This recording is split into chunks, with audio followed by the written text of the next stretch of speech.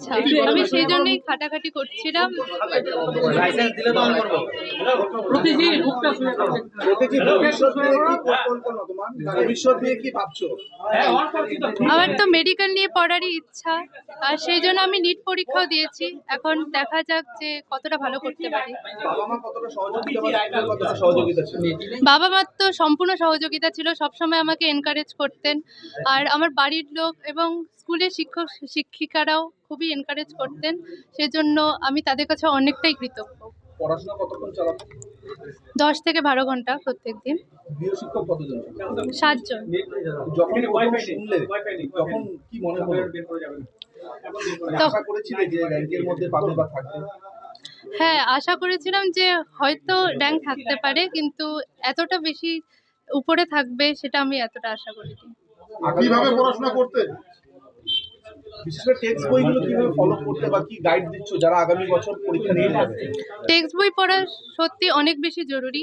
আর সেই অনুশীলনীগুলো আর মেনলি ফিজিক্সের ক্ষেত্রে হর্টসের অঙ্কগুলো প্র্যাকটিস করা অনেক বেশি জরুরি। আর ইংলিশ বাংলা মেনলি আমার মনে হয় যে টেক্সট বই পড়া সব থেকে বেশি জরুরি।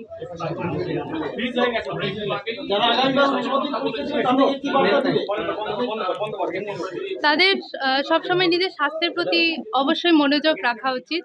স্বাস্থ্য ঠিক রেখেই পড়াশোনা করা আমার মনে হয় সব থেকে বেশি গুরুত্বপূর্ণ। তুমি স্বাস্থ্যের দিকে কি নজর দিতে? আমি প্রত্যেকদিন সকালে উঠে এক্সারসাইজ করতাম, ফ্রি হ্যান্ড এক্সারসাইজ 45 মিনিটের মতো। তারপরে আমি পড়তে বসতাম। আর আগামী দিনে কি হতে চাও তুমি? আমার ডাক্তারি নিয়ে পড়ার ইচ্ছা। পড়াশোনা ছাড়া আর কি কি ভালোবাসো? আমার আমি এমনি গানও শিখেছি, আর্টও শিখেছি। আর এই দুটো করতে আমার সত্যি খুবই ভালো লাগতো। পড়াশোনার মাঝে ফাঁক পেলে আমি করতাম চর্চা। রাজনীতি নিয়ে কোনো আগ্রহ আছে তোমার? না, সেরকম আগ্রহ নেই। সাম্প্রতিককালে চাকরি বাতিল হলো অনেক, দেখছো টিভিতে, এটা কি বলবেন?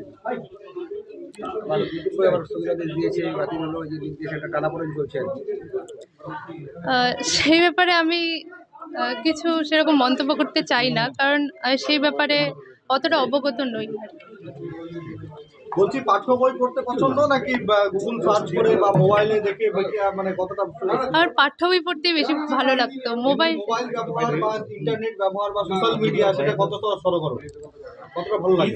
আমি প্রথম দিকে তাও আমার বাবা মা ছাড় দিয়েছিল যে হয়তো আধা ঘন্টার মতো দেখতাম, কিন্তু পরীক্ষার আগে যখন মেনলি ভালো মতো প্রিপারেশন নিতাম তখন শুধু দরকারের জন্যই আমি ব্যবহার করতাম, না হলে আমি ওগুলো পুরোপুরি বাদ দিয়েছিলাম ব্যবহার করা।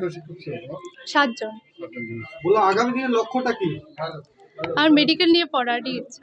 বলছি, এই রাজ্যে বা এই দেশে ভালো নাকি বিদেশে গিয়ে পড়া? মানে না, আবার আমার জন্মভূমি আমার জন্য সবকিছু, আর আমি সেখানেই পড়তে চাই। গান আর আর্ট করতে আমার খুব ভালো লাগে।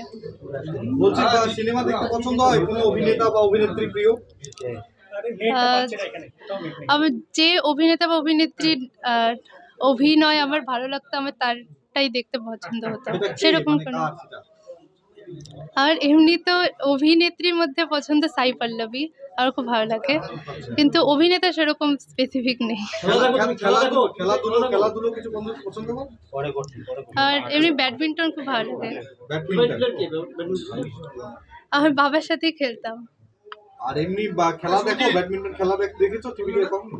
আর ব্যাডমিন্টন সেরকম দেখি না টিভিতে, কিন্তু ক্রিকেট দেখি। বা MS ধোনি। কোনো গান সঙ্গীত পছন্দ আছে? Favourite singer?